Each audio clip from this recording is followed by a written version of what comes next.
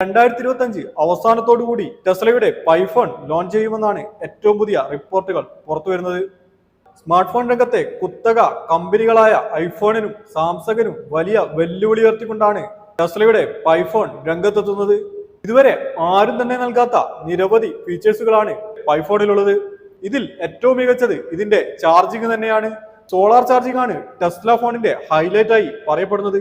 പോക്കറ്റിലിട്ടാൽ ഓട്ടോമാറ്റിക്കായി ഊർജം സ്വീകരിച്ചുകൊണ്ട് ഫോൺ ചാർജ് ആകുന്ന ഒരു സിസ്റ്റമാണ് ടെസ്ല വികസിപ്പിച്ചിട്ടുള്ളത്.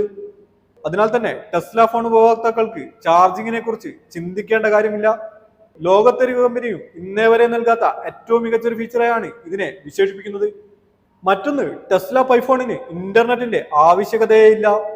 ഇത് സ്റ്റാർലിങ്കിന്റെ സാറ്റലൈറ്റ് ഇന്റർനെറ്റുമായി കണക്റ്റഡ് ആണ്. അതിനാൽ തന്നെ ലോകത്തെവിടെയും ഇതിന് റേഞ്ചും ലഭ്യമാകും. മറ്റൊന്ന്, തലച്ചോറുമായി ബന്ധിപ്പിക്കുന്ന ചില ഇന്റർഫേസുകൾ ഇതിൽ ലഭ്യമാണ് എന്നാണ് പുറത്തുവരുന്ന റിപ്പോർട്ടുകൾ. ഇതോടെ തലച്ചോറുമായി ബന്ധിപ്പിച്ചിട്ടുള്ള ഇന്റർഫേസ് വിപ്ലവത്തിനാണ് ടെസ്ലയുടെ പൈഫോൺ തുടക്കം കുറിക്കുക. ഇത്രയും സവിശേഷമായ സർവീസുകൾ ആദ്യമായി നൽകുന്ന ഫോണായാകും ടെസ്ല പൈഫോണിന്റെ ലോഞ്ചിങ് നടക്കുക എന്നാണ് പുറത്തുവരുന്ന റിപ്പോർട്ടുകൾ.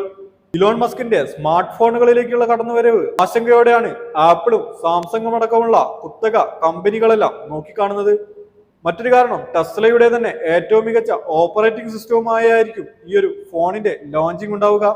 അതിനാൽ തന്നെ iOS-നും ആൻഡ്രോയിഡിനും ഇത് ഉയർത്തുന്ന വെല്ലുവിളി ചെറുതാകില്ല.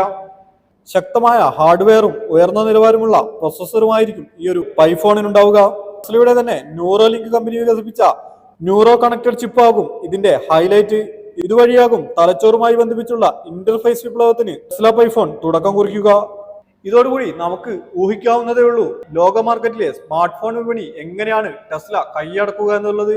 എന്തായാലും ടെസ്ലയുടെ പൈഫോണിന്റെ ലേറ്റസ്റ്റ് അപ്ഡേഷനുമായി വീണ്ടും കാണാം.